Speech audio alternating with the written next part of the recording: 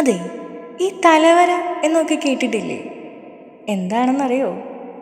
തല നന്നായ വരയും നന്നാവും. ഇത് ഒരു ജോക്കല്ല കേട്ടോ, ചെറിയൊരു ലൈഫ് ഹാക്കാണ്. റിപ്പീറ്റായിട്ട് ഓടുന്ന പ്ലേലിസ്റ്റ് പോലെയാണ് നമ്മുടെ ചിന്തകൾ. നമ്മുടെ വിധിയിൽ കാര്യമായ ഇടപെടലുകൾ നടത്തുന്നുണ്ട്. എന്താണ് നമ്മളെപ്പോഴും ചിന്തിക്കുന്നത്? എനിക്ക് പറ്റില്ല, ഇത് നടക്കില്ല, ആളുകൾ എന്ത് വിചാരിക്കും?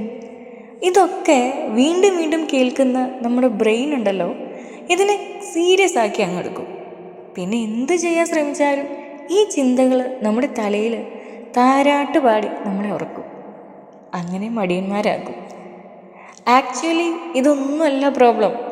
നിങ്ങളുടെ ഓവർ തിങ്കിങ് നിങ്ങളെ കൺഫ്യൂസ് ചെയ്യാണ്. തോട്ട് ക്ലിയർ ആണെങ്കിൽ ഡിസിഷൻ ക്ലിയർ ആവും. ഡിസിഷൻ ക്ലിയർ ആയെങ്കിൽ ഡയറക്ഷൻ ക്ലിയർ ആവും.